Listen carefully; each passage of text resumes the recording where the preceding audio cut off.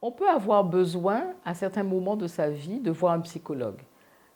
Ça pose toute la question de savoir, mais à quoi sert de voir un psychologue?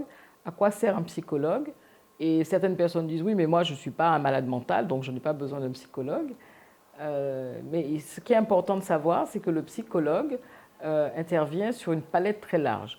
Donc, quand vous pouvez tout aussi bien aller voir un psychologue parce que vous devez prendre une décision et que vous êtes très embêté, vous ne savez pas comment prendre cette décision, et vous pouvez aller voir un psychologue qui vous accompagnera sur prendre la décision, sachant que ce n'est pas lui qui prendra la décision pour vous, mais c'est vous qui allez prendre la décision au regard des éléments qu'il va mettre en exergue, qu'il va mettre en lumière, qui vous permettra de prendre votre décision. Vous pouvez aller voir un psychologue parce que vous avez des problèmes de sommeil. Vous pouvez aller voir un psychologue parce que votre enfant a des problèmes d'apprentissage, par exemple, etc. Donc, la palette d'intervention va du plus simple, si je puis me permettre de dire ça, à des choses beaucoup plus compliquées. Donc, on peut aller voir, à tout moment de sa vie, on peut avoir besoin de voir un psychologue. Bien sûr, il existe des dispositifs sociaux qui permettent d'accompagner des personnes et dans ces dispositifs-là, on peut ne pas avoir nécessairement besoin d'un psychologue tant que la difficulté ou le problème n'est pas trop compliqué. Mais évidemment que toute personne peut être amenée à un moment ou à un autre de sa vie à rencontrer un psychologue.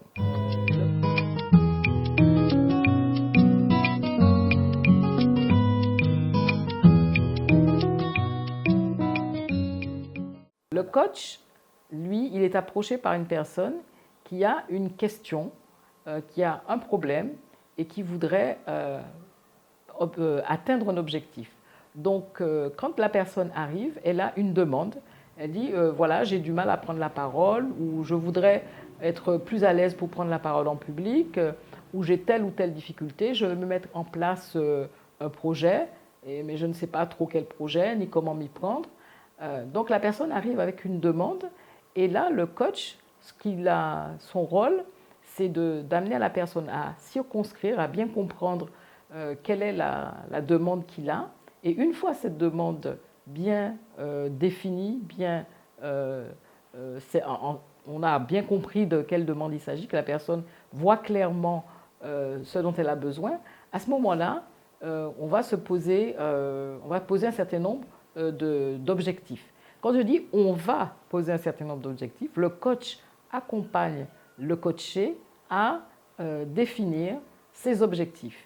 Et une fois que ces objectifs ont été définis et que tout le monde est d'accord que c'est cet objectif-là dont il s'agit, un certain nombre d'outils, de méthodes vont être donnés au coaché.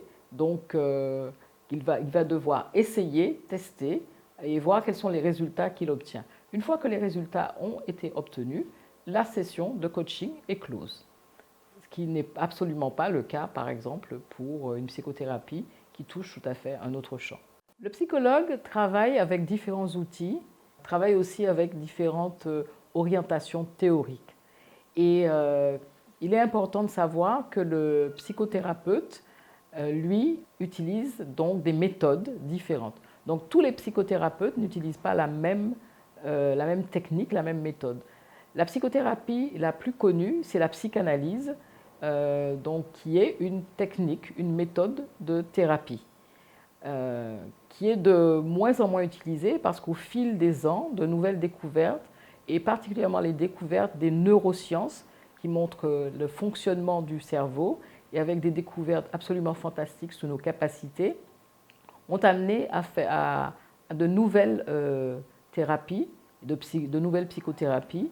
Et il y a des psychothérapies de type cognitif, de type comportemental et de type analytique, absolument intéressantes qui peuvent permettre d'obtenir des résultats différents.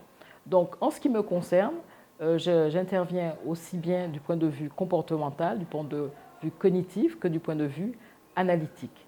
Et quand on travaille du point de vue comportemental, on obtient de très bons résultats auprès des personnes, par exemple, qui ont des addictions.